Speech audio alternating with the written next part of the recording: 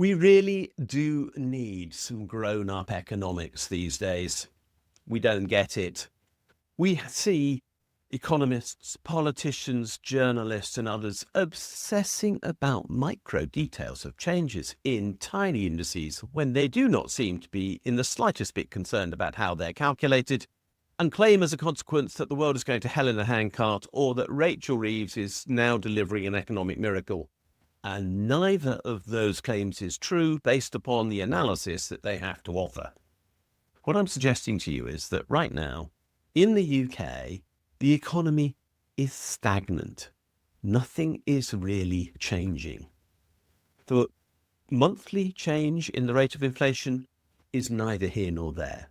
It's the consequence of minor differences in the calculation of the inflation index over time that are inconsequential to any policy decision that anybody might need to make as a result. The same is true, for example, with regard to growth data, where if the figure is 0.1% positive, there is, well, a party in Downing Street and celebration in the high street, supposedly. But actually, nobody can tell the difference between 0.1% growth and 0% growth because it is literally 1/10 of a percentage point, which is technically neither here nor there and probably a rounding error in the statistics. But if there had been a 0.1% decline in GDP, heaven forbid, we would be in the most terrible state and Rachel Reeves would have to deliver austerity and everything else. Look, all of this is nonsense, is the point that I'm making. Many of these statistics are based themselves on an enormous number of estimates that are made by the Office for National Statistics in the UK. Those estimates can vary in their reliability from time to time. For example, labour statistics at present are extremely poor in the UK because very few people are replying to the request for data when it is made of them. And we are also seeing problems with regard to data on the indices for inflation because this has proved to be erratic on a monthly basis, producing unreliable information when month-by-month comparisons are made as a consequence. And when it comes down to it, the fact is that the differences we're seeing are within reasonable parameters, literally inconsequential to decision-making. So what I want are journalists, politicians, commentators, and others who can literally look beyond the horizon of the next news bulletin and whether or not they can announce that Rachel Reeves is in trouble or not, and instead talk about what's really happening in this country.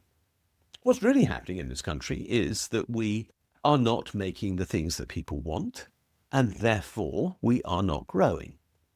We are, however, concentrating wealth ever more intensely amongst a smaller group of people, and therefore inequality is rising.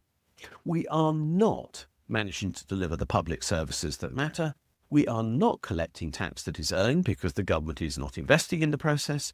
We are cracking down on supposed benefits cheats who actually cost us a lot less than tax cheats do, even though the net outcome of doing so will be inconsequential for the overall government finances.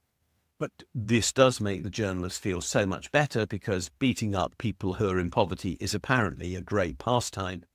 And we have an economy that is leaving people utterly dissatisfied.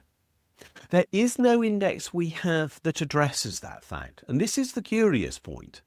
Unless you want to talk about, I guess, the poll ratings of all the major political parties combined, which are declining because fewer people vote election by election as a whole, because they are so disenchanted with what the mainstream political economists of the UK can supply, we have no way of telling how disenchanted people are.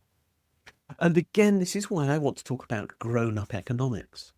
The economics we've got so massively misses the point because it focuses upon these desperately micro issues of inconsequence so that nobody is actually looking beyond them to ask the questions of what should we be doing?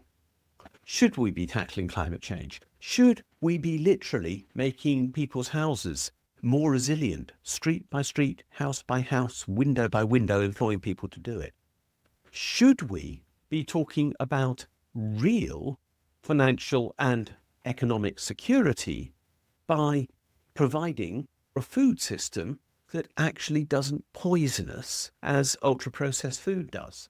Should we be talking about how we can improve education by stepping back and asking, are we teaching the right things that people need to know to be able to partake in the world that they will eventually live in, when it's very obvious that we are not doing that at present?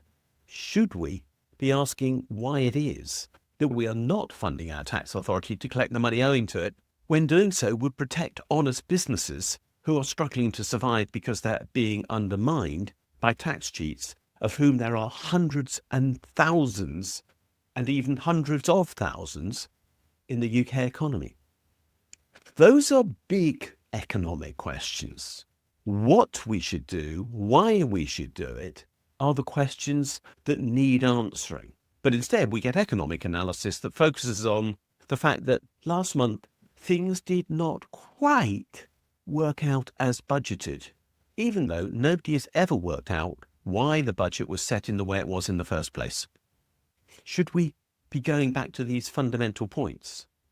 This would be grown-up economic analysis. We don't get it. And that worries me, because without it, how are we going to hold our politicians to account? And how are they going to know the questions that we really need answers to? We rely on the commentators, the thinkers, the economists, the people within newspapers and on the media to ask such relevant questions. If they won't, who will? That is what I'm worried about.